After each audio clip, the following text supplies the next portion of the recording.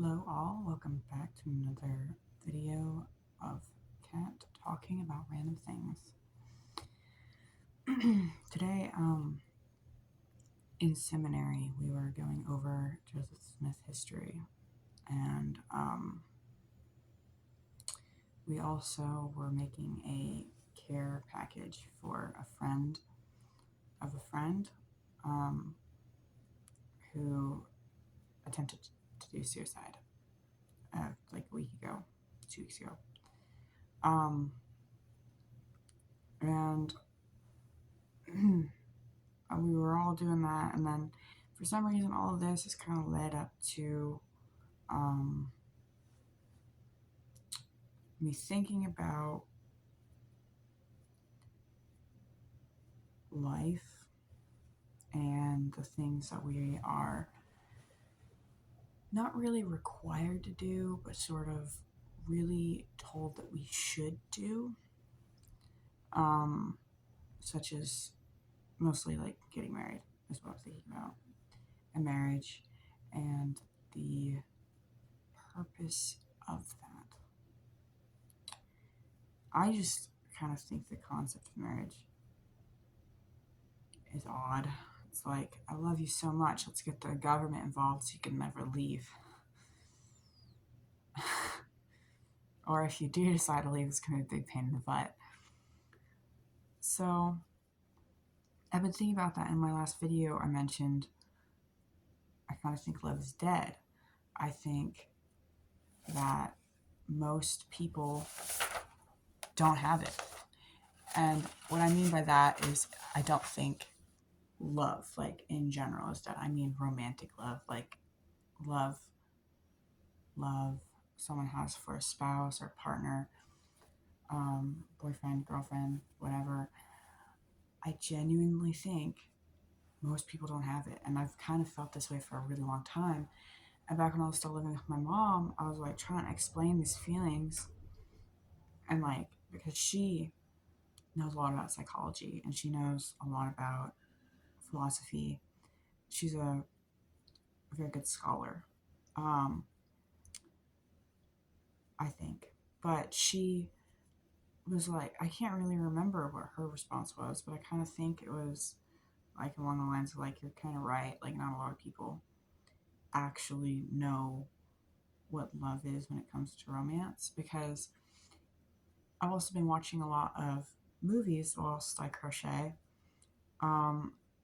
And some of them have been action movies, horror, and like thriller, and then some of them have also been romance. And I just think romance is so weird, especially the way it's portrayed in movies and books, because I was an avid reader. I am an avid reader. I was able to read a lot more when I was younger because I had more free time. But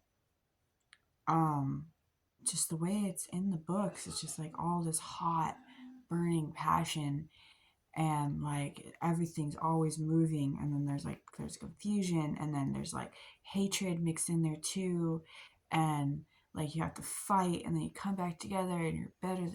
That's not how love works in real life most of the time. Like, usually if you're fighting that much, it's not going to work. And I feel like a lot of people mistake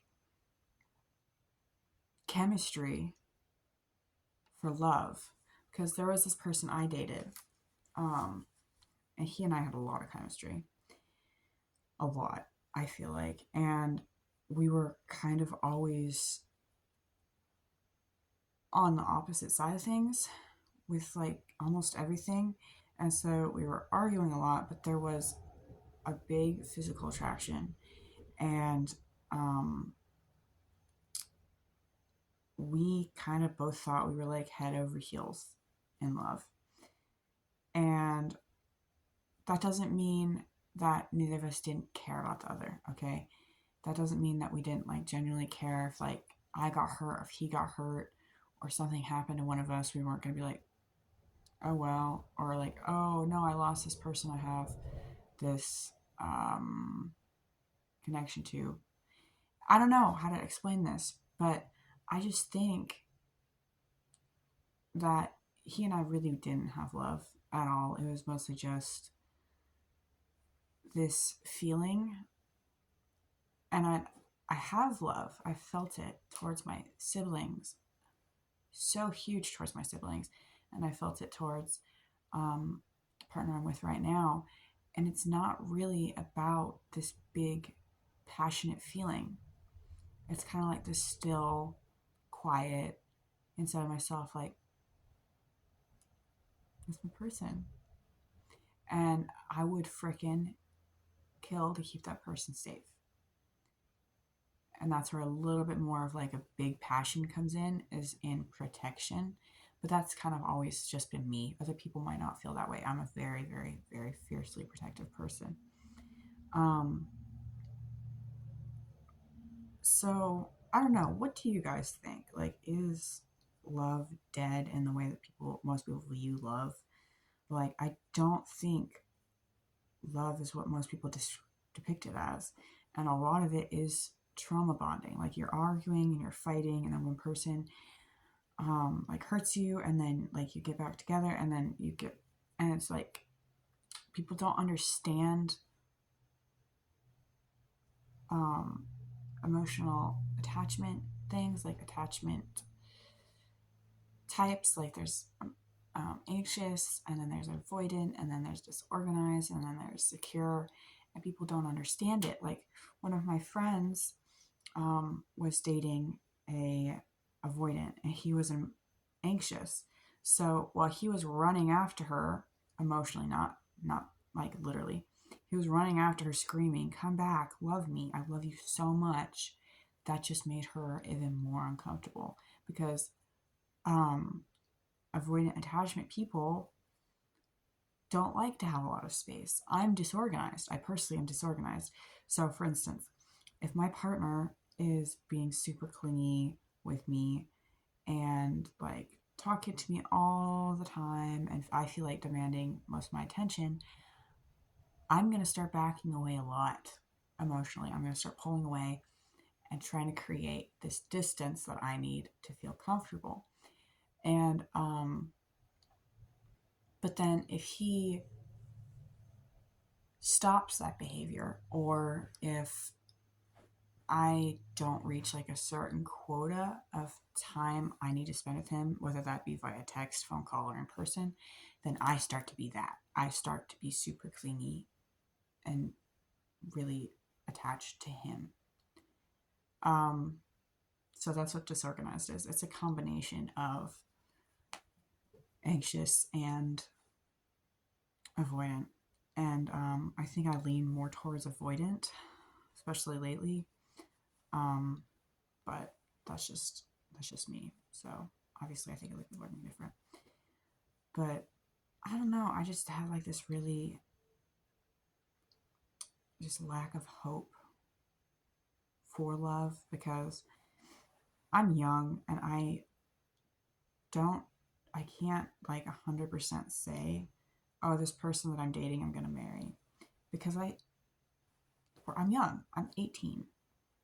I'm 18. That's not that old. I'm not going to get married until I'm financially secure, and my partner is financially secure. So that means that he's going to have to go through college. He's going to have to get a job before I'm willing to consider it. And that's considerate, because I think marriage is weird. I think it is. And I'm like trying to think about the biblical version of it. Like, why do I have to have that on paper? I don't know. It's just confusing to me. Maybe maybe I'm thinking about it too hard. That's 100% a possibility. But oh yeah, this is what I'm working on. Just trying to get her hair in. She's got this big bald spot. She's balding. And then I need to finish filling in the back, because there's obviously not enough there. She's looking really good though. But yeah, let me know what you guys think about this, because maybe hearing other people's perspectives on it will help me. But I also don't want to like um, go look at YouTube videos and like hear other people's opinions in that format. Like I'm perfectly fine hearing from you, my audience. Um, but I've also thought about, doing research on love, but I don't know if that's like a thing. I don't know if people really know that much about it because what is it? It's a feeling. What are feelings? They're like not really real. They're not.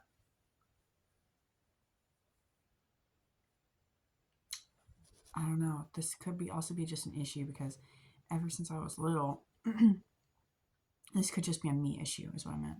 Because ever since I was little, I've always kind of felt like feelings don't matter.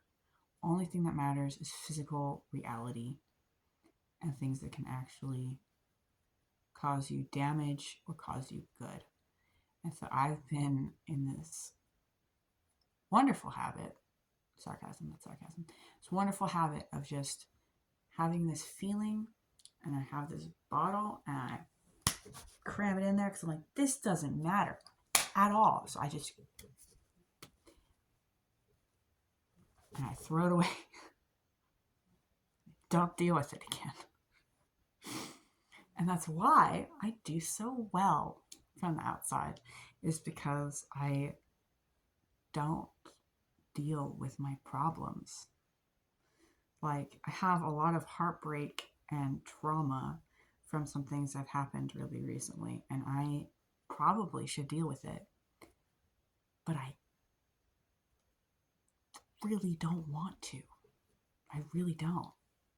Because I feel like if I deal with this problem that I've had recently, it's going to lead to more problems. And I kind of feel like that with all of my feelings because I've always felt like they're invalid because they're just me. No one else feels the same way I do in regards to like my feelings getting hurt over something or someone wronging me in a situation. The person probably doesn't think that they wronged me. They probably didn't do it on purpose.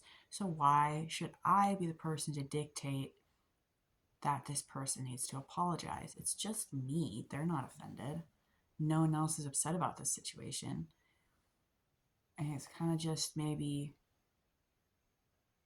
this is just a me problem, guys.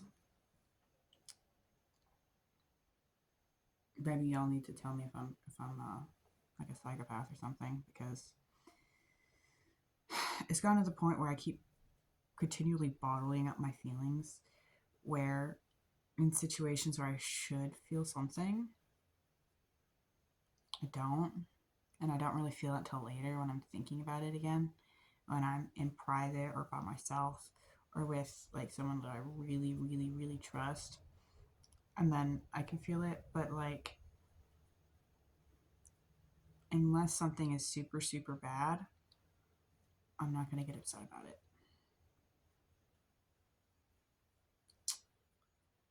And that's what I got for you guys today. It's a lot of confusion. Let me know what you guys think. Talk to you later.